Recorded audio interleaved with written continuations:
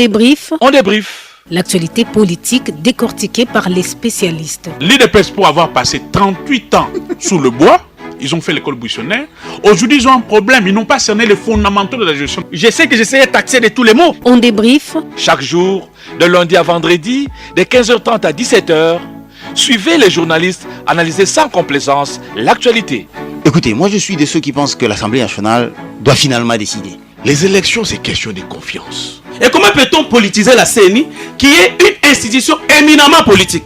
Voilà un peu une absurdité politique, mais que l'on veut faire gober à la naïveté de certains Congolais. Nous devons travailler, redevenir ces grands Congos. Et en contrepartie, comment est-ce qu'on discute avec nos partenaires? On débrief, un rendez-vous des professionnels de l'information.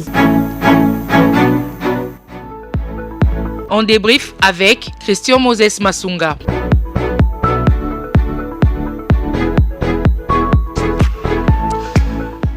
Bon après-midi à toutes et à tous et merci de nous rejoindre dans ces nouveaux numéros de votre émission On débrief. Il faut confirmer le premier numéro de la semaine.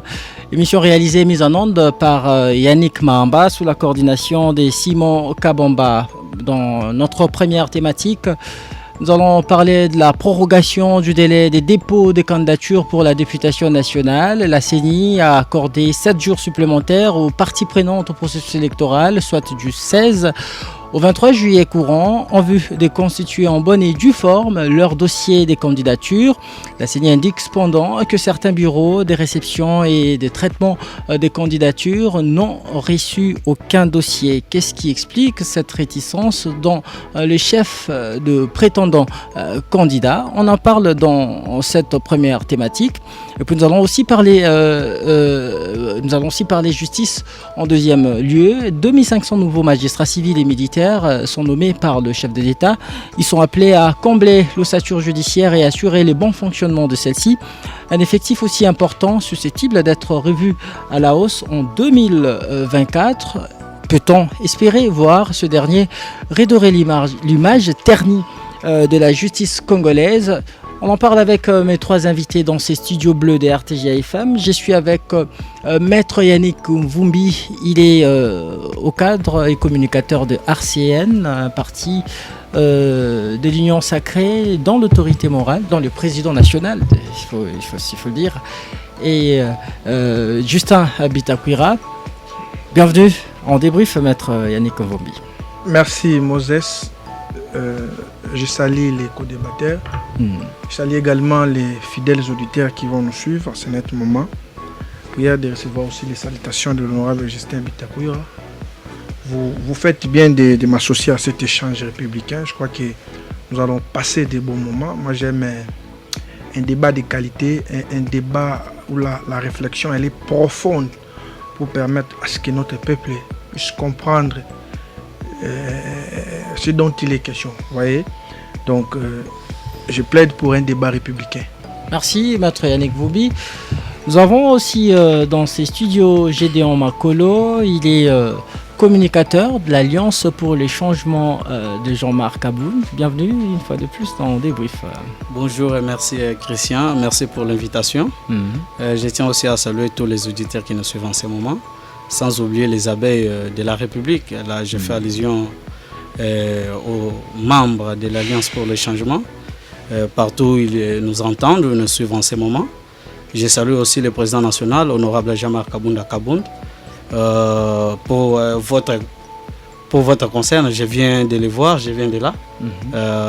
Il va très bien. Vous avez dit, il nous a toujours suivis à chaque fois que vous passez à l'émission. C'est un fidèle auditeur dans Débrief depuis sa cellule. S'il ne nous suit pas en direct, donc la rediffusion, il ne la passe jamais. Je tiens à lui saluer là où il est. Je plaide également, comme mon co-débatteur, que ce débat sera bien évidemment républicain, justement parce qu'on dit c'est du choc des idées que j'aille la lumière. Alors ce débat-là doit être un débat de qualité et de haut niveau pour permettre à nos auditeurs de retenir au moins quelque chose à la fin de notre émission. Et donc on peut dire Jean-Marc Aboun se porte oui, il se porte bien, quand bien même aujourd'hui il est sorti avec retard parce que bon, la santé il est humain, il y a des moments où ça bouge. La santé humaine est comparable à la mécanique. Il y a des moments où ça va et il y a des moments où ça ne va pas. Mais du moins, il n'est pas pleurnichard. Il n'a jamais voulu son évacuation. Non, à l'extérieur. écoutez, il n'est pas... on ne veut pas avoir notre nom sur ces palmarès-là. Des politiciens pleurnichards qui entrent là-bas 1 mois, 2 mois après, ils commencent à pleurnicher pour qu'on puisse les sortir sous le coup d'une liberté provisoire, teinté des compromis politiques. Alors, il tient le coup, il est là, il tombe malade, mais il est humain.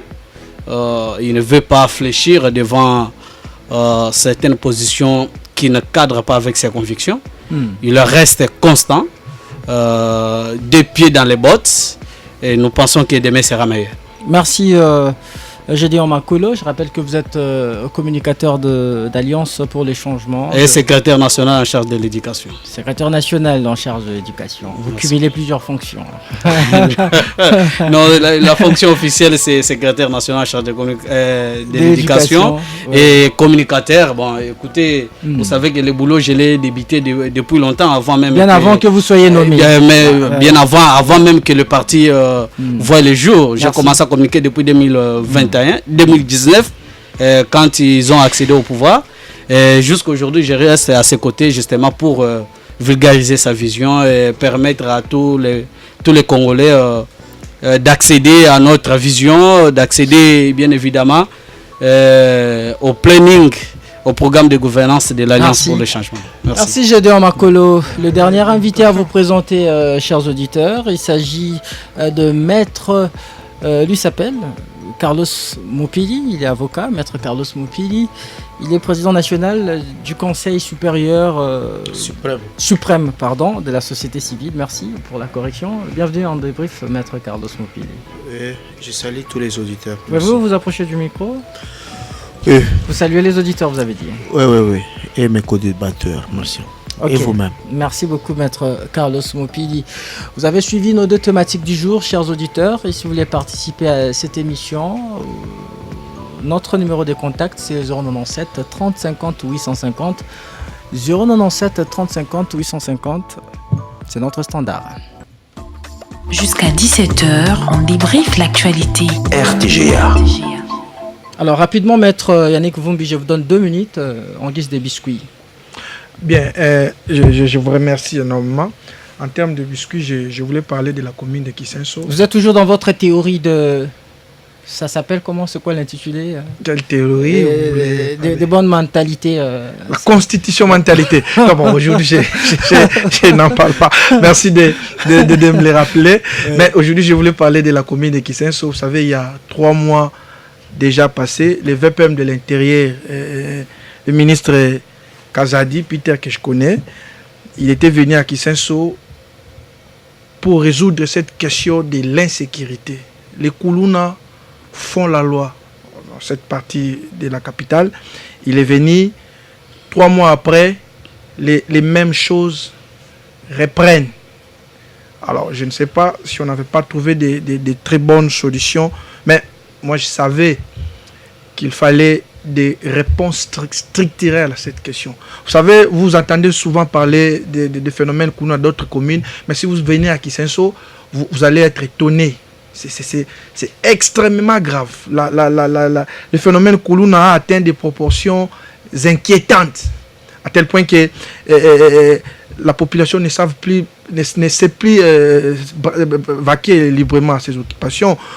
Vous allez être d'accord avec moi que c'est une commune qui traverse des moments extrêmement difficiles. Je vous avais dit, ça va faire maintenant 13 ans que l'eau ne coule plus dans les robinets. Vous n'avez pas d'électricité. La route qui pouvait désenclaver cette commune au vrai sens du mot. On a commencé à construire sans explication aucune. On a arrêté. Construire sans terminer, c'est détruire. Il faut aller voir les dégâts. Mais maintenant, c'est l'insécurité. On ne sait pas trouver de solution. Vous avez... c'est une commune peuplée. Vous avez un quartier qui a 20 000 habitants et il n'a qu'un Souciat. Et les Souciat n'a probablement 4, 5, 6, à la limite 7 policiers. Avec très peu de logistique. Je ne voulais pas entrer au fond. Moi, je n'aime pas trop attaquer la police. Je sais que ce sont des gens qui travaillent dans des conditions difficiles. Voilà pourquoi je viens ici interpeller les VPM de l'intérieur. Je ne sais pas s'il est au courant. Dans les mêmes quartiers, dans les mêmes camps qu'il est passé, la situation est devenue extrêmement grave. On est en train de couper des gens à la machette. On est en train de tuer. Ça ne se passe pas une semaine, 2 semaines sans que j'aie reçu un appel, par exemple, me dire, maître, ici on a tué, ici on a arrêté. La semaine dernière, on a pourchassé ces jeunes gens, pourchassé les policiers. Voyez-vous, c'est extrêmement grave. Je voulais demander à monsieur le VPM de parler avec les autorités de la police, qu'on puisse quand même résoudre ces problèmes de l'insécurité. Je sais que la police traverse des moments extrêmement difficiles. La police n'a pas assez de moyens. Mais je sais aussi, il n'y a que l'État qui peut protéger cette population. Il n'y a que l'État qui peut protéger cette population. Cette population traverse des moments extrêmement difficiles. Pas d'eau, pas d'électricité, pas de route. Ajoutant à cela les problèmes de l'insécurité. Merci, maître. Quel calvaire! Quel calvaire pour cette population. Et je crois que le ministre Peter Kazadi suit régulièrement cette émission. S'il m'a écouté, qu'il puisse quand même faire quelque chose. Instruire au commissaire provincial de pouvoir, ne serait-ce, trouver des solutions adéquates. Merci beaucoup, maître Yannick Vumbi. Je vous donne également 2 minutes pour le biscuit avant d'entamer notre... Merci beaucoup. Je vais un peu diviser mon petit biscuit là en deux. Vous n'avez que 2 minutes. Je commencerai par aussi présenter mes condoléances à la famille de l'honorable ministre honoraire, Chéribin Okende, qui avait été assassiné, qu'on avait trouvé sur la route de poids lourd. Je présente mes sincères condoléances. Je me demande comment est-ce que la route de poids lourd, là où il a été tué, c'était à Gombe, dans la ville qui est censée être mieux sécurisée. Alors lui qui est honorable, un député et un ex-ministre, il a été assassiné dans des circonstances que vous avez vues.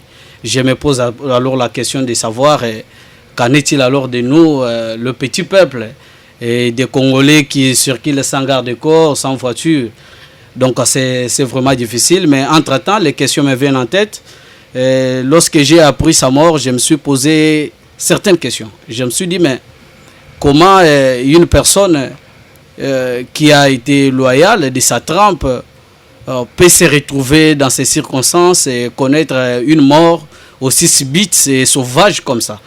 Et là, en lisant certaines informations, j'ai vu certains communicateurs de part et d'autre, donc du côté de l'ensemble pour la République et aussi du côté de la majorité du régime au pouvoir, qui pour le régime au pouvoir, qui pensent que non, la mort proviendrait peut-être de son parti politique.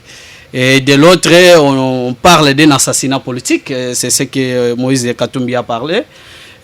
Alors, lorsque j'ai tenté de me poser la question pour savoir à qui profiterait la mort de Chéribin Okende, je me suis dit, est-ce qu'un opposant de la trempe de Moïse Katumbi, en politique, comme je l'ai dit, c'est rare de trouver des personnes loyales, des personnes fidèles. Une personne qui a eu à démissionner pour ses convictions, revenir dans son parti politique, est-ce que son parti peut prendre le risque de perdre aussi un homme loyal que Chéribin Okende en l'assassinat? Ça, c'est une hypothèse que moi-même, d'abord, j'ai mis à l'écart parce que c'est un peu difficile de voir un leader tuer son loyal ou bien son homme plus loyal, plus proche, comme était Okende avec Moïse Katumbi. Mais lorsque je regarde de l'autre côté, je me suis demandé est-ce que le monsieur, après avoir démissionné, serait-il en possession peut-être de certains secrets ou bien de certains dossiers peut-être qui lui ont coûté la vie lors de son départ du gouvernement. Bon, là, ce sont des questions qu'on s'est beaucoup posées. Et je suis en train d'attendre si les enquêtes pourront bien décider. Le deuxième, vous n'avez que 30 secondes. Oui, le deuxième biscuit, c'est par rapport à notre parti politique. Vous le savez, je pense que je vais glisser les mots lorsqu'on va traiter le sujet. Avec cette manière, ces tentatives d'exclusion. Vous ne figurez pas dans la liste des 910 000 partis politiques. Je vous donne la parole pour cela, comme c'est dans notre première thématique. Rapidement, Maître Carlos Mopili, vous avez aussi vos 2 minutes de biscuits. Oui, nous, étant que société civile, rappelons encore au gouvernement congolais, particulièrement le vice-premier ministre de l'Intérieur, qui semble aider quand même les chefs de l'État dans certaines choses. Alors nous profitons de sa bonne volonté. Dans des provinces, il y a par exemple dans la province du Maniema, où les cimetières sont en train d'être spoliés. Dans les territoires de Pangui, précisément à Kalima, où les agents qui travaillent dans les comptoirs des Rwandais,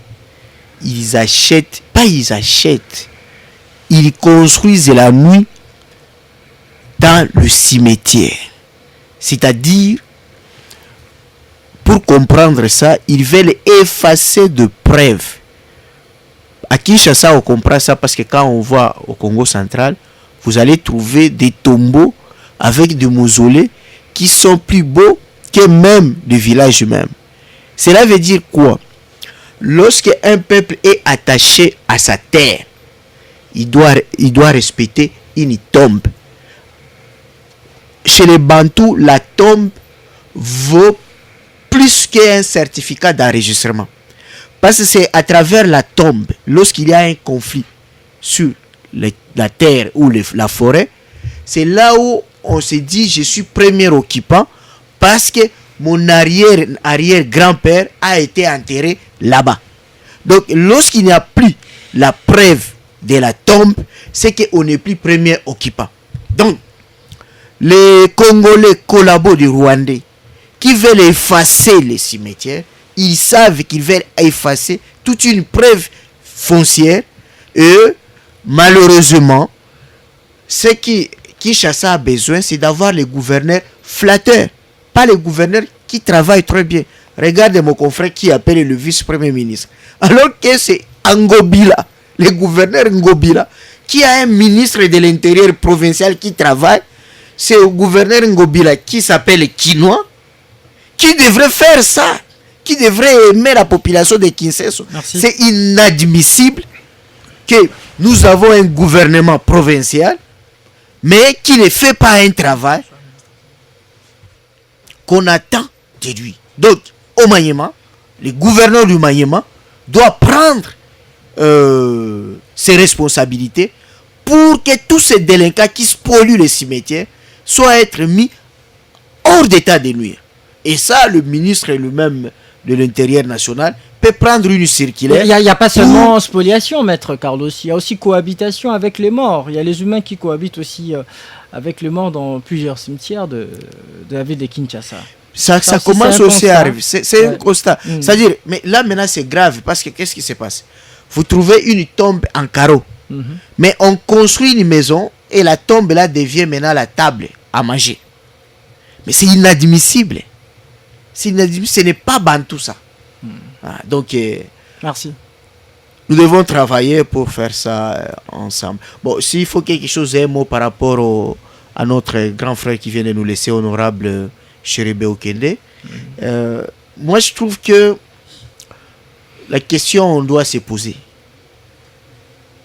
Pour savoir, parce que dans tous ces cas d'assassinat, surtout politique, il ne faut pas toujours se limiter à savoir qui a tué, mais plutôt qui a commandité. C'est ça en droit, en sciences criminelles. Lorsqu'on se pose la question qui a commandité, on peut avoir l'idée. Parce qu'on peut arrêter même celui qui a tiré. Mais c'est un exécutant. Mais c'est lui qui a commandité, c'est lui, l'auteur intellectuel, qu'il faut d'abord le viser. Et là, la question, on peut se poser si on peut les connaître. Qui a donné l'ordre à la Cour constitutionnelle de contrôler son patrimoine. Merci. Alors qu'on connaît dans ces gouvernements, il y a eu des ministres sortants qui sont été des locataires. Chéribé est entré au gouvernement, il était déjà bailleur. C'est un ancien. La Cour constitutionnelle a dit, c'est un ancien. Lors de son point de presse, on a dit l'invitation était envoyée à tous les 3 ministres démissionnaires d'ensemble. Mais les 3, il y a pas mal de ministres honoraires dans ces pays qui n'ont pas été rappelés justement. Alors, nous entamons. Et pour terminer, je vais dire, j'entends même dans les réseaux sociaux, je ne termine pas là.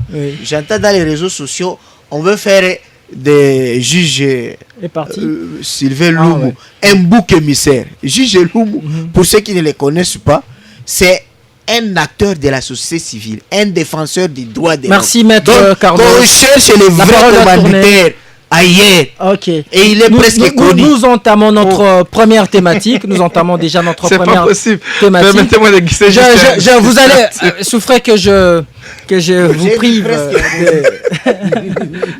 Maître Yannick, il souffrait que je vous garde encore en réserve. Je vous donne cette première thématique en premier. Vous, Gédéon Makolo, déjà, s'il faut le dire, les 2 thématiques vous concernent plus particulièrement votre parti Alliance pour les changements, dont le président national a des démêlés judiciaires. Il attend toujours son procès, mais également, par rapport à notre première thématique, en ce qui concerne le processus électoral, votre parti ne figure pas dans la liste de 910 partis politiques autorisés à œuvrer ou à fonctionner en République démocratique du Congo. La liste est publiée tout récemment par le ministre de la vice-primature de l'Intérieur. Est-ce une erreur ? Une petite correction. Parmi la liste qui a été transmise à la CENI, ce n'est pas pour les élections. Les partis pour les élections qui sont reconnus sur le plan légal. Ce n'est pas de la propre volonté du ministre qui fait d'un parti politique légal. C'est au nom de la loi. Il y a des dispositions légales qui régissent l'organisation, la création, l'organisation et le fonctionnement des partis politiques en RDC. Là, j'ai fait allusion à la loi de 2004. Portant statut de parti politique. Cela veut dire que nous ne dépendons pas de la volonté d'un individu pour exister. Mais du moins, vous êtes omis de la liste de partis devant participer au processus électoral. Non, ce n'est pas une omission. Une omission, c'est quelque chose d'involontaire. Mais ce qui a été fait était fait à dessein. Il y a des gens qui ont mis en place des mécanismes. A dit que c'était une erreur. Non, ce n'est pas... Au moins, s'ils reconnaissent que c'est une erreur, alors ils doivent renvoyer une liste additionnelle au niveau de la CENI. Ce que nous avions constaté, c'était vraiment... tout, bon, je peux dire antidémocratique. On ne peut pas comprendre qu'un ministre ayant en charge les affaires intérieures du pays, juriste de son rang, se permettre de pouvoir faire une erreur, même de l'omission soit-elle, d'un parti politique reconnu qui a son siège bien connu en République démocratique du Congo, qui fonctionne, qui a organisé des manifestations, qui a conversé avec l'hôtel de ville de Kinshasa, et faire semblant comme si ces partis politiques n'existaient pas, pour envoyer une liste de partis politiques à la CENI en l'oubliant. C'était fait à dessein. Voilà pourquoi j'ai dit c'était fait à dessein. Vous dites que c'était fait à dessein, c'était pour régler, vous régler le compte. Oui, c'est justement dans ces... D'autant plus que vous êtes transfuge de l'UDPS et le vice-premier ministre, il est au cadre de l'UDPS. C'est ça la démocratie. Est-ce que c'est cela? Je pose la question. Je pense c'est dans le même angle que vous. Parce que je connais bien au ministère de l'Intérieur aujourd'hui, il y a les gens qui avaient promis au président national, l'honorable Jean-Marc Kabounda de le combattre jusqu'à son dernier souffle. Parce que il aurait refusé à l'époque, lorsque le président de la République venait d'accéder au pouvoir, la constitution, la constitution de son premier cabinet qui était dirigé bien évidemment par M. Vital Kamerhe. Et il y avait quelqu'un qui avait demandé au président Kabound de pouvoir les proposer en tant que directeur de cabinet adjoint. Et le président Jean-Marc avait refusé. Il avait dit non, vous et le président, vous êtes de même espace géographique. On ne peut pas avoir un président de la République et avoir son directeur de cabinet adjoint, son premier directeur de cabinet adjoint, une personne du même coin. Ce n'est pas normal. Voilà pourquoi vous avez vu Eberand là. Eberand était là justement parce que le président Kabound avait compris qu'il fallait miser sur la géopolitique pour respecter ce principe-là. Et ces gens-là qui sont au ministère de l'Intérieur aujourd'hui avaient dit, comme on ne les avait pas proposés à ces postes-là, ils combattraient le président national jusqu'à son dernier souffle. C'est ça que nous sommes en train de vivre. Et qu'avez-vous fait? On ne peut pas régler des comptes. Oui. On ne peut pas régler des comptes d'une façon antidémocratique. La politique, oui, on la comprend. La démocratie, c'est la divergence des idées.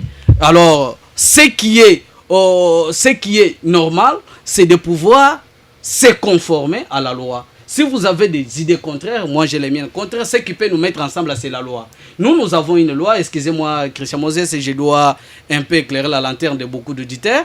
Nous avons constitué les partis sur base des dispositions légales. L'article 14, alinéa 3 et alinéa 4, alinéa 2 aussi, je pourrais aller plus loin, disent que le ministre de l'Intérieur, dès lors que nous avons déjà déposé, lorsque le parti politique a déjà déposé les dossiers, et qu'il y a un récépissé qui constate la conformité de ce dossier avec la loi de la République, le ministre n'a que 30 jours pour délivrer cet arrêté d'agrément.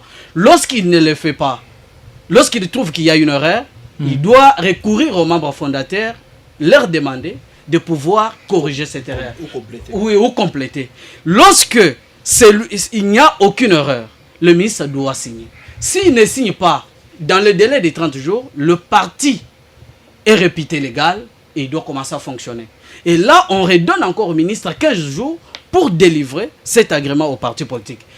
À défaut de délivrer dans les 15 jours, c'est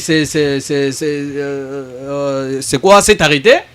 Le parti politique, les récépissés là, qui a déclaré la conformité du dossier avec la loi de la République, les récépissés là tiennent lié de l'arrêté. Je finis par là. Donc ce que vous avez vu, c'était des tentatives d'exclusion de notre parti aux prochaines compétitions électorales. Alors je dois m'en écouter d'abord. La parole doit tourner. Je pose cette dernière question avant de passer la parole à votre co-débatteur. Et maintenant que vous êtes mis à l'écart, comment comptez-vous déjà Non, nous ne sommes pas encore mis à l'écart. Est-ce qu'il y aura-t-il possibilité? Il n'en reste que 7 jours, d'ailleurs, qui venaient d'être prorogés tout récemment. Seriez-vous partie prenante à ces processus électoraux? Oui, nous sommes partie prenante. Je dirais, nous ne sommes pas mis à l'écart. On demande au ministre, nous sommes en train de demander au ministre de pouvoir nous remettre dans nos droits. Donc, même si on a ajouté 7 jours, je pense que même un jour avant la clôture du dépôt des dossiers de candidature, je pense que le ministre peut corriger cette erreur et envoyer une liste additionnelle comportant notre nom, le nom de notre parti à la CENI. Parce que nous sommes partie prenante, nous sommes déjà préparés pour votre gouverne. Je vous informe qu'il y a nos candidats, nos potentiels candidats, venaient à peine même de passer par une séance de formation pour affronter ces élections. Donc nous sommes prêts. Nous demandons au ministre de pouvoir corriger cette erreur, envoyer une liste additionnelle et demander aussi au président de la République qu'il parle d'un état de droit. C'est ça l'état de droit. Parce qu'il y a une loi, il faut simplement la respecter. Nous avons, notre parti et notre pays a déjà consacré depuis 2006 un système multipartite. Merci. Mais comment ils peuvent commencer à casser les autres pour aller compétir? Ils commencent à se choisir des challengers ou comment? Merci Gédéon Makolo. Je rappelle aux auditeurs que vous êtes communicateur d'Alliance pour les changements de Jean-Marc Kabound. Espérons que votre demande sera traitée le plus rapidement possible, justement avant la clôture de la réception et de traitement de candidatures. Alors, je viens à vous mettre Yannick Vumbi, vous êtes communicateur et au cadre des RCN de Justin Bitakwira. 7 jours, il en reste 6 déjà. Aujourd'hui, nous sommes le 17. Ça va jusqu'au 23. Est-ce que votre parti se met déjà en ordre de bataille pour les prochaines échéances électorales? Vous êtes aussi candidat, député ou provincial? Oui. Moses, laisse-moi te dire que je me perds un peu parce que... Avez-vous déjà déposé votre dossier? S'il vous plaît. Là, je constate que nous sommes venus parler du parti de l'honorable Jean-Marc Kaboun parce que ça va faire plus de 15 minutes qu'on a mis depuis qu'il a pris la parole, il fait que parler de son parti, alors que ce n'est pas le sujet à l'ordre du jour. Ça concerne notre sujet parce qu'on parle de processus électoral. Deuxième chose, bon, je ne voulais pas abonder dans le même sens que mon confrère. Je présente mes condoléances sincères à la famille regrettée, honorable Chéribin Okende, que j'ai connu personnellement. En 2019, lors des contentieux électoraux, je passais beaucoup de temps avec lui. Lorsqu'il a été nommé ministre, il m'a reçu 2 fois de suite dans son cabinet de travail. C'est quelqu'un pour qui j'avais beaucoup d'estime. Alors, mais je voudrais aussi condamner quelque chose. Je constate qu'il y a, pendant que les gens plairent, il y a des personnalités politiques qui, en tout cas moi, ces comportements-là me frisent. Permettez-moi de le dire comme ça. Vous allez voir un responsable politique, il est en train de plairer Chéribin, il prend son téléphone, il fait des selfies, il commence à plairer, c'est comme s'il était en train de faire des spectacles. Puis après, il va les balancer dans les réseaux sociaux. J'ai vu encore un politique, permettez-moi de le dire à Lingala, parce que lui, il a parlé à Lingala. En tout cas, ça m'avait beaucoup choqué. Regardez, je ne cite pas son nom, peut-être que vous avez vu la vidéo. Ce monsieur dit ceci. Ah, Chéribin, fallait kabao abomio, fallait zotare à pamba. Atiki la bisoyo, parce que il pèse dans moi si vous trouvez ça normal. Pendant que sa femme souffre, ses enfants sont là, et vous venez avec beaucoup de facilité, beaucoup de légèreté dire comme ça. Les Congolais connaissent de qui je parle. C'est irresponsable. Il faut arrêter ce genre de comportement. Regardez le jour où j'ai perdu mon père. Toutes les personnes que vous voyez, il plaît, il est en train de faire des selfies, c'est des aventures. Les jours où j'ai perdu mon père, je ne savais même pas toucher mon téléphone. Donc on doit arrêter avec ces comportements. Ça, je les interdis. On doit arrêter. Chéribin, c'était un monsieur respectable. Il a toute une famille. Mettez-vous à la place de sa femme. Mettez-vous à la place de ses enfants. Entendre ce genre de bêtises. Quelle bassesse. Et ce monsieur doit arrêter avec ses comportements. Mais on en vient à la thématique. Hein. Alors, je dois déjà vous dire que pourquoi les gens n'ont pas déposé. Alors, à cette question, je dois vous dire que beaucoup de Congolais ne croient pas qu'on va organiser les élections dans les délais constitutionnels, sinon en 2023. Et je ne sais pourquoi. Mais la raison, elle est beaucoup plus politique. Regardez l'opposition. Depuis que nous avions commencé les processus électoraux, ils n'ont jamais été d'accord avec la majorité sur toutes les questions. Je dis sur toutes les questions. Alors, la première question pour l'opposition, mise en place du bureau de la CENI. Ils n'ont jamais accepté. Malgré que, lorsque vous lisez la loi portant organisation fonctionnement de la CENI, vous allez voir qu'il y a une procédure parlementaire. Beaucoup de gens font des confusions là-dessus. Il a fallu que Martin Fayulu envoie, ou c'est le président du groupe parlementaire. Il y a eu beaucoup de choses. Mais je rappelle que la procédure, elle est parlementaire. Bon, maintenant, ce n'est plus le bureau de la CENI, la Cour constitutionnelle. Non, on a fraudé, toutes les choses ont été dites. Mais il y a même un camp, les FCC, qui vous dit clairement, moi je ne participerai pas aux élections, jusqu'à ce qu'on va récomposer les bureaux de la Cour constitutionnelle. Mais par quel... non seulement la Cour constitutionnelle, mais également celui de la CENI. C'est ce que j'ai dit. Mais maintenant, revenons sur la question de la Cour constitutionnelle. C'est quoi les mécanismes juridiques au jour d'aujourd'hui pour récomposer la Cour constitutionnelle? Il n'y en a pas. Vous voyez qu'il y a déjà des problèmes. Je vous avais dit, les partis membres du FCC ne peuvent jamais aller aux élections s'ils n'ont pas le contrôle de la CENI, s'ils n'ont pas le contrôle de la Cour constitutionnelle. Vous savez pourquoi? Et ils vont vous répondre. Ils savent ce qu'ils avaient fait en 2006, 2011, 2018. Chat échaudé, craint l'eau froide. Alors, c'est une autre question. Martin Fayulu vient avec une autre bêtise, permettez-moi de le dire comme ça. Il faut dépolitiser la CENI. Il faut dépolitiser la CENI. Il a induit toute une population en erreur. Il a fallu que nous puissions venir éclairer pour que les gens comprennent. Dépolitiser veut dire quoi? Extraire tout caractère politique à une organisation. Or, la CENI a une mission essentiellement politique, celle d'organiser les élections. Donc, si vous dépolitisez la CENI, vous videz la CENI de toute sa substance. Sous d'autres cieux, les élections sont organisées par les ministères de l'Intérieur. C'est une activité essentiellement politique. Donc, on ne peut pas dépolitiser la CENI. Alors, Martin Fayulu, lui, a compris dépolitiser la CENI, extraire seulement les acteurs politiques. Ce qui n'est pas vrai. Donc, vous pouvez même extraire les acteurs politiques. Les techniciens qui seront là, ils vont exercer une activité politique. Donc, tout caractère politique ne peut pas être enlevé au niveau de la CENI. Une autre chose. Maintenant, le débat au jour d'aujourd'hui, c'est le fichier électoral. Fichier électoral, fichier corrompu, fichier électoral, fichier... Laissez-moi quand même. Je vais atterrir là.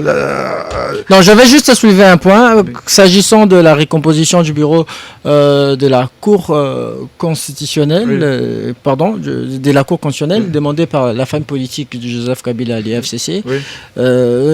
L'IFCC estime que la nomination de 9 juges n'a pas respecté la procédure juridique normale. Si avec quelqu'un, vous n'êtes pas d'IFCC, si avec quelqu'un d'IFCC, on allait engager un débat beaucoup plus important. Lorsque vous lisez le fonctionnement, il y a 3 textes qui régissent le fonctionnement de la Cour constitutionnelle. Il y a même 4. Vous avez la loi et la Constitution, la loi portant organisation et fonctionnement de la Cour constitutionnelle. Vous avez les règlements intérieurs, mais il y a aussi les statuts particuliers des magistrats de la Cour constitutionnelle. Si vous lisez la loi, il n'y avait pas de violation. Alors, j'aurais aimé qu'il y ait quelqu'un de FCC puisse me donner les dispositions pour que nous engagions un débat sérieux là-dessus. Parce que c'est facile de venir dire qu'on a très mal nommé, le tirage au sort n'a pas été respecté, les remplacements, tout ça, mais venez avec des dispositions légales que nous puissions discuter. Alors, en parlant du fichier électoral, vous en étiez là. Alors. Denis Kadima, avec la nouvelle équipe qui a été commise pour la nouvelle commission, pardon, je vais parler de la commission d'audit du fichier électoral qui a été mise en place par la CENI, a procédé à cette opération pendant plus ou moins 4 jours.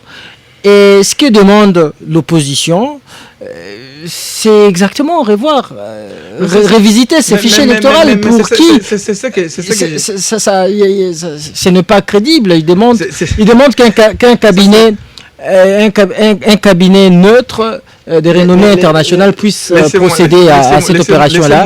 Mais les 4 jours demandés aussi. Laissez-moi y aller. Oui. Laissez-moi vous répondre. Moi, ce débat ici, ça... En tout cas, je comprends.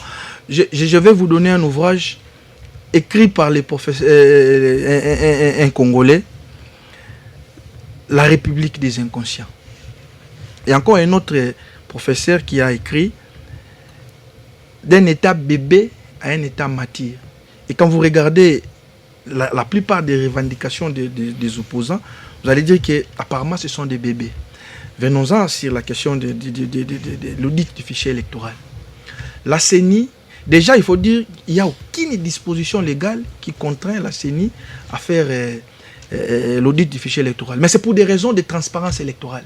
Ça devient maintenant aujourd'hui comme une coutume électorale de notre pays qu'il faut auditer le fichier électoral. Mais la CENI a fait l'audit du fichier électoral. L'audit interne.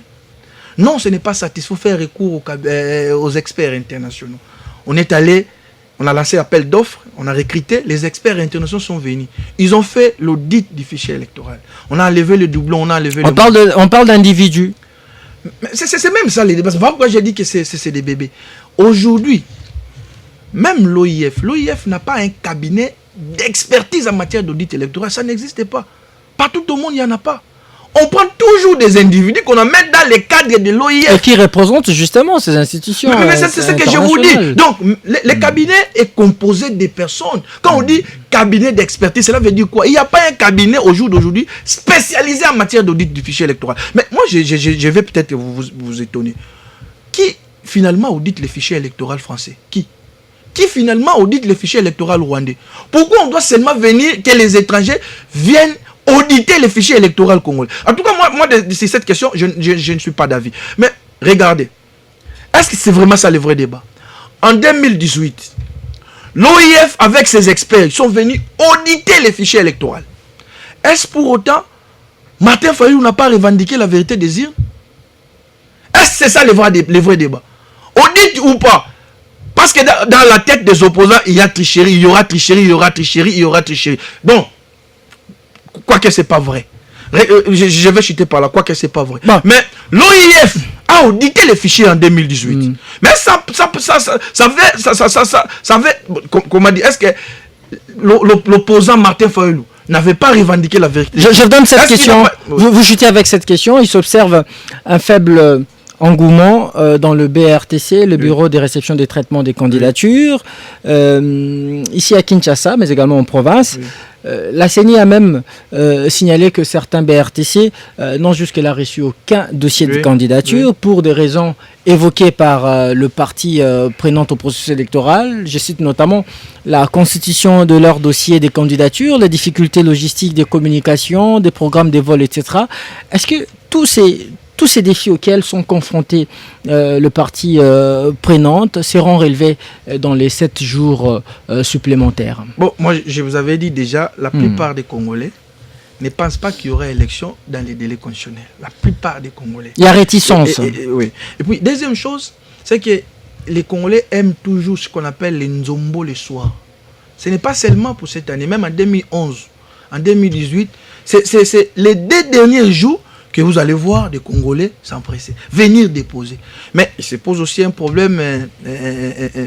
J'ai quand même des amis, nous-mêmes sommes dans un regroupement politique. Je constate quand même qu'il y a des candidats qui sont incapables de constituer son dossier.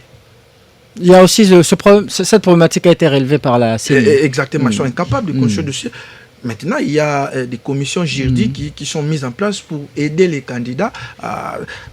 Nous, par exemple, je suis dans un regroupement politique, les forces politiques alliées de l'IDPS. Nous sommes pratiquement à 90% prêts.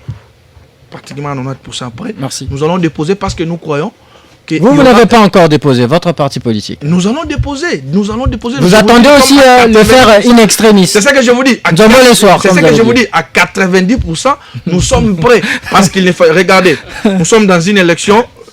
quand vous allez avec une liste de 14 personnes, vous devez vous rassurer que les dossiers sont au grand complet. Sinon, ça va ça ne sert à rien parce que les dossiers seront recalés au niveau de la CENI. Donc, moi je crois qu'il faut conscientiser nos amis de l'opposition. Merci Maître Yannick. Conscientiser les Congolais. Merci. Nous devons aller aux élections dans les délais constitutionnels, c'est ce que moi je peux dire. Merci Maître Yannick. Je rappelle que vous êtes communicateur des RCN, parti membre de l'Union Sacrée et dont le président national est Justin Bitakwira. Maître Carlos Mopili, il faut conscientiser les amis de l'opposition, l'a dit votre co-débatteur, votre confrère d'ailleurs avocat. Malgré ces reports, d'autres partis prenantes campent sur leur position de boycott du processus, notamment les FCC et les CD de Martin Fayulu. Qu'est-ce que vous en dites justement? Oui, c'était prévisible. Vous savez, vous dites qu'il y a dans certains BRTC, ce qui est vrai, parce qu'on a déployé aussi des observateurs, il n'y a aucun dépôt de candidature. Pas dans tout, dans certains. Je sais que j'ai dit, dans certains. Tout simplement parce que il y a des causes endogènes et exogènes de la CENI. Pour des causes endogènes, c'est-à-dire la responsabilité revient à la CENI elle-même, du fait que l'actuel bureau est allé à la contre des habitudes, de la culture du management électoral dans notre pays. Celui de la bonne communication, de créer la confiance entre toutes les parties prenantes. Ça, c'est un travail qui a commencé Malou Malou. Reverend Moulunda a essayé un peu de baisser et puis Malou Malou est revenu. Il a créé des cadres de concertation. Donc, le membre de la plénière, chacun devrait piloter chaque cadre de concertation. Vous trouverez les cadres de concertation des partis politiques où il y a des questions technique qu'on échange. Parce que le débat, s'il faut seulement le renvoyer au niveau du Parlement, il y a les partis qui n'ont pas le membre au Parlement.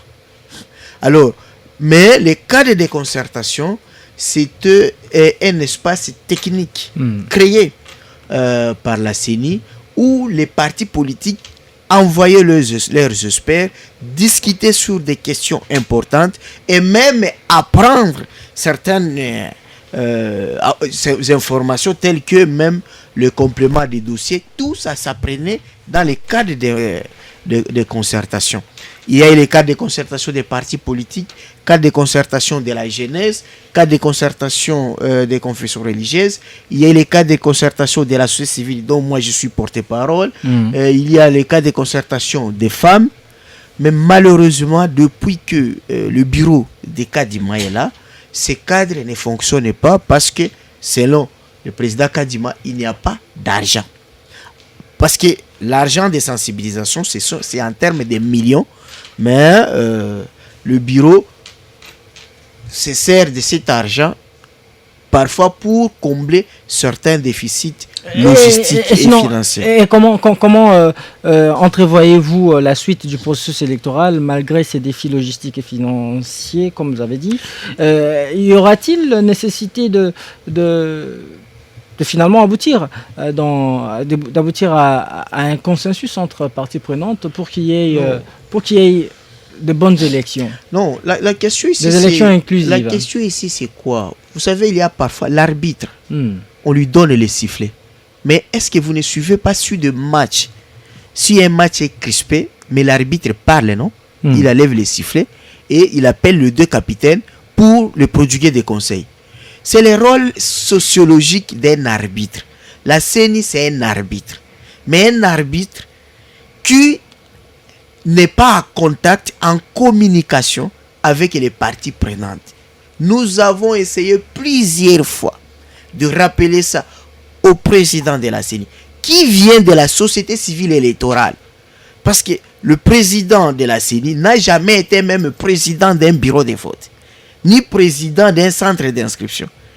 Toute son expertise, c'est dans la société civile électorale. Or, qu'est-ce qu'il lui faisait? C'est lui, depuis Maloumalou, depuis CI, qui gérait même le financement des organisations de la société civile en matière de l'éducation civique et de l'observation électorale. Donc, il vient de ce monde-là, il sait pourquoi l'éducation civique est très importante. Donc, aujourd'hui, nous avons des candidats, parce que la plupart des politiciens, ils parlent des élections, mais ils ne connaissent rien, ils sont des semi-lettrés en matière électorale. La plupart de nos politiciens. Et même ceux qui pouvaient faire des études, ils ne connaissent pas lorsque vous leur demandez le mode de scrutin. Beaucoup de gens qui refutent même les élections, ils parlent de tricherie. C'est parce qu'ils ne savent pas comment ça se calcule le suffrage dans les scrutins proportionnels. Donc tout ça, c'est un problème dans notre pays. D'où il faut à chaque fois qu'il y ait des cadres de concertation pour enlever ce qui est rideau, le nuage de manque de confiance. La CENI avait tout récemment invité les opposants. Non, nous avions salué, mais c'est déjà à la fin, ok? C'est déjà à la fin. Aujourd'hui, à l'époque, quand nous lui disions, vous voulez procéder par l'audit du fichier électoral. On a vu certains de mes collègues de la société civile, ils sont experts électoraux, mais ils ne sont pas experts en matière du fichier électoral. Je suis le seul expert électoral en matière d'élection et de numérique en RDC. Nous ne sommes pas deux. Parce qu'il y a moi qui ai déjà publié un ouvrage en 2015 sur l'introduction du vote électronique en RDC. J'ai étudié ça au niveau de Master D, parce que je suis cyberjuriste. En tant qu'expert électoral, pensez-vous qu'il y a-t-il nécessité de révisiter ce fichier électoral demandé par l'opposition? Je l'ai dit, là vous posez beaucoup de questions. Je vous ai dit, si à l'époque, quand j'ai fait mon communiqué, à ma qualité de porte-parole de l'Élu du ciel, à la CENI, tout en lui présentant des recommandations, j'ai demandé à la CENI, dès que vous terminez votre audit interne, invitez le parti politique de vous envoyer leurs experts informaticiens. Comme cela a été fait en 2018. Oui. Si Fayoulou a envoyé ses experts informaticiens, les autres assister à l'audit interne, ces problèmes, ça ne l'est pas réussi à faire. Mais la CENI, bon, comme elle a la confiance délimitée, et s'est dit on n'a pas besoin de personnes. Or, le processus électoral a une sensibilité que même limitée ne peut pas gérer dans un pays. Nous connaissions la force des églises de réveil. Mais qui a vidé le succès des églises de réveil? C'est le processus électoral de 2006. Qui a vidé le succès de Wenge Musica ici? C'est le processus électoral de 2006.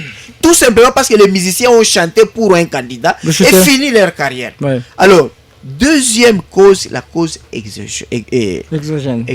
C'est-à-dire en dehors de la CENI. C'est quoi? C'est le pouvoir en place. Les candidats n'ont pas présenté parce que la météo politique n'est pas bonne. Nous avons dans des élections, dans un environnement très crispé. Je vous donne l'exemple. Le parti de Marc Kabondi.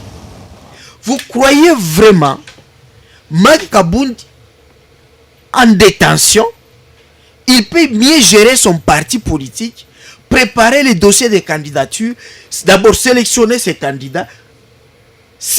Aujourd'hui, comme si, si par exemple il était libre. Non. Les autres là, les partis de Katumbi, les partis de Fayoulou, les partis de Matata Pogno, ce sont déjà, au lieu de se préparer, de se concentrer par rapport aux activités prévues dans le calendrier électoral, ils ont passé tout leur temps dans la psychose, dans l'insécurité psychologique. Qui on va enlever aujourd'hui? On va venir boucler la maison de qui? On va aller visiter la maison des grands-mères de qui?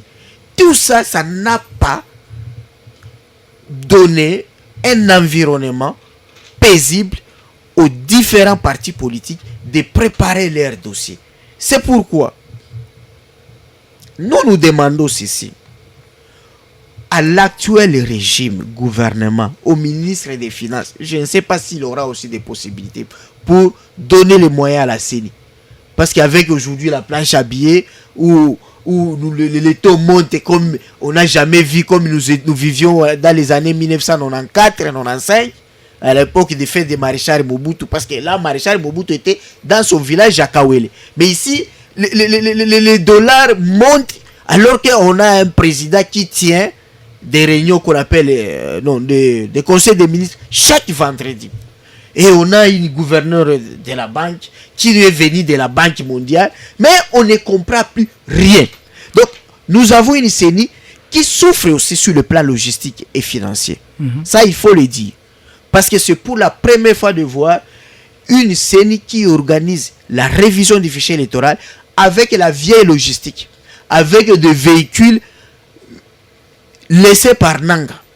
Donc ça, c'est déjà un problème. Et je me dis, si on ne donne pas le moyen à temps à la CENI, il y aura un problème. Et là, je conseille à la CENI que la CENI ne fasse pas de dépenses de prestige. La CENI ne doit plus faire l'erreur qu'elle a faite pour la révision du fichier électoral. Qu'est-ce qu'elle a fait? Il y avait le machine d'enrôlement que Nanga a laissé, qu'on devrait, certains, réparer et compléter la logistique. Mais la CENI a voulu commander tout à nouveau. Maintenant là, il y a la machine à voter, des machines à voter. La logistique que Nanga a laissé des machines à voter.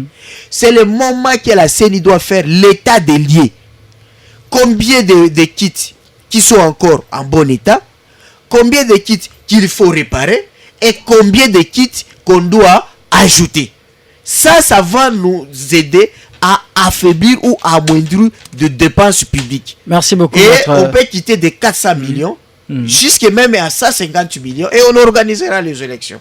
Merci beaucoup, maître Carlos Moupili. Vous êtes président national du Conseil suprême de la société civile. Nous allons marquer une petite pause et puis on reviendra juste après pour entamer notre deuxième thématique. Jusqu'à 17h, on débriefe l'actualité. RTGA. Nous sommes de retour dans notre studio bleu de RTGA FM. Je suis avec Maître Yannick Mvumbi. Il est communicateur de RCN, parti de l'Union Sacrée de la Nation.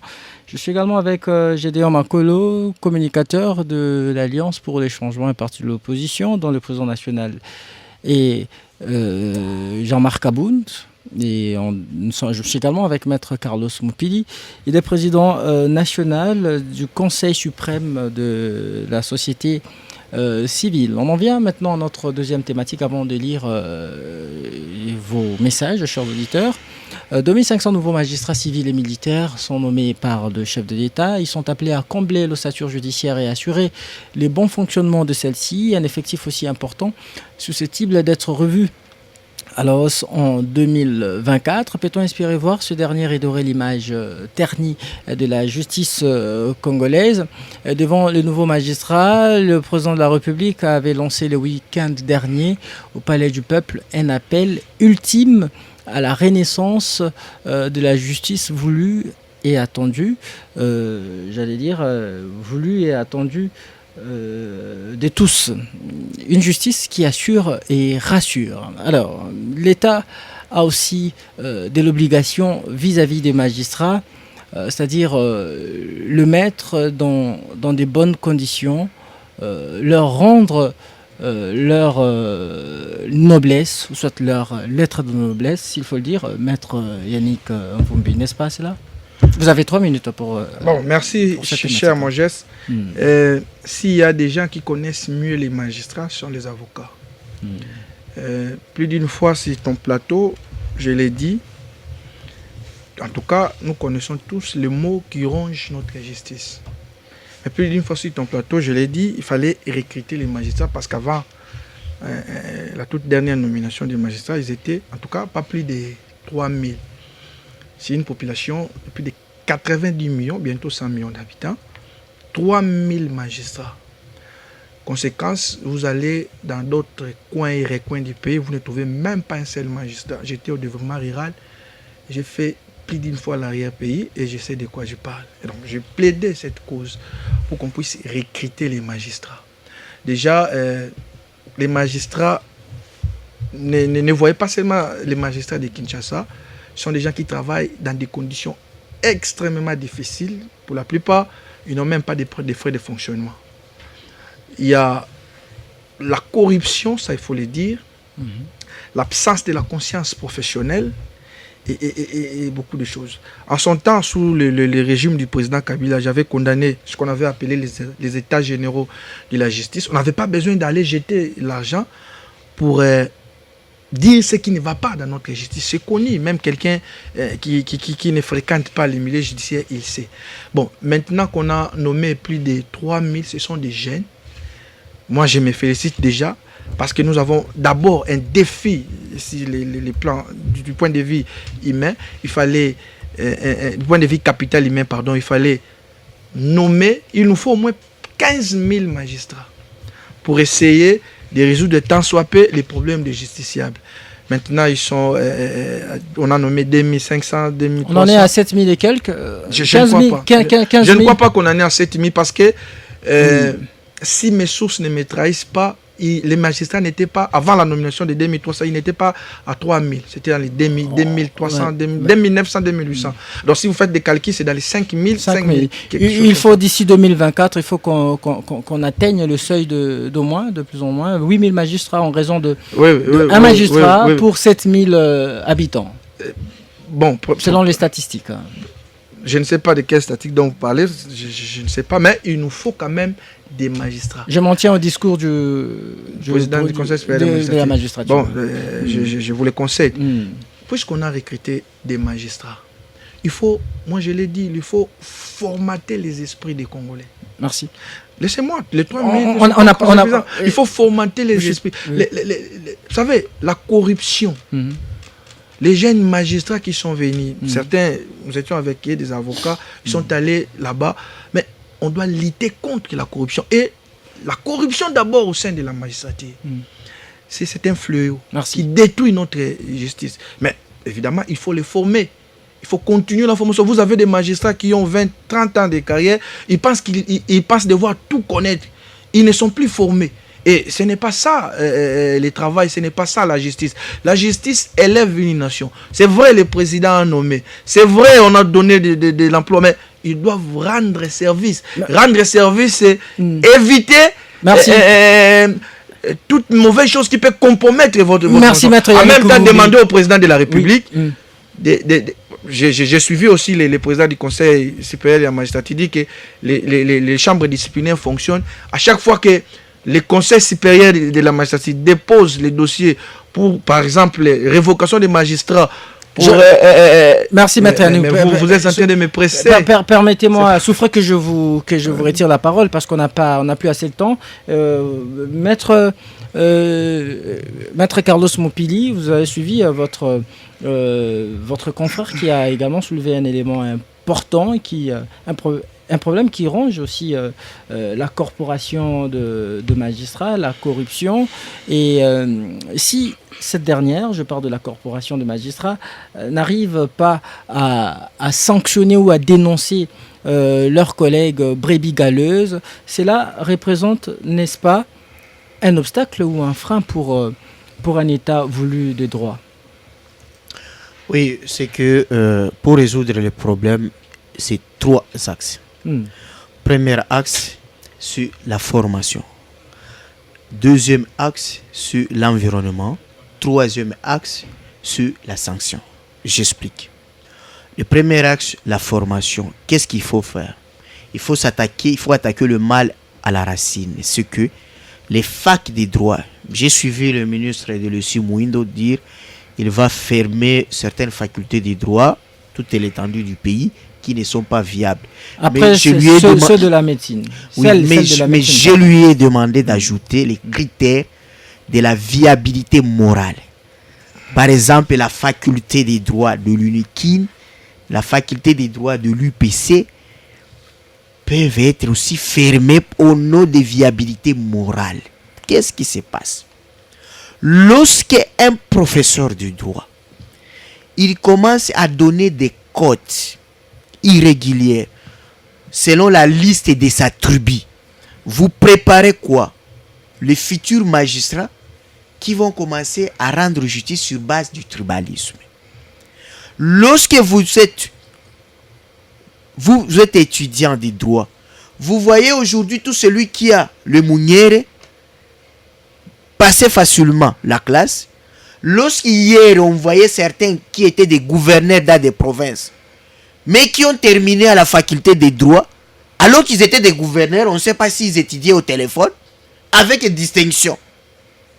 Donc, ça dit aux étudiants, ils seront des futurs magistrats qui vont consacrer la justice des forts. Vous chutez. Premier niveau. Lorsqu'encore on nomme le magistrat, ils seront en stage. Mais quand ils seront encadrés par leurs aînés vont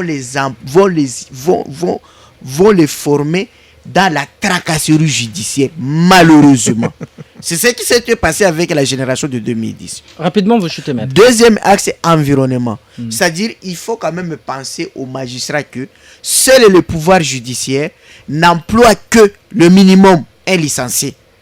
Le pouvoir législatif, on trouve tout le monde là. Tu peux être illettré avec une expérience de 7 ans, ton dossier sera traité à la CENI. Tu peux être DCC, tu peux être ministre aujourd'hui. Mais à la magistrature, vous devez être licencié. Donc, il faut d'abord de bonnes conditions de travail. Merci. Mais je termine par l'axe de sanctions. On doit lire le message, maître. Des sanctions, c'est-à-dire, il faut qu'il y ait la sanction positive à celui qui travaille bien. Il faut qu'il y ait la promotion. Et à celui qui ne travaille pas bien, il doit être puni conformément à la loi. Et la mise en place du chef de l'État puisse dégrader la qualité du service rendu que même l'existant.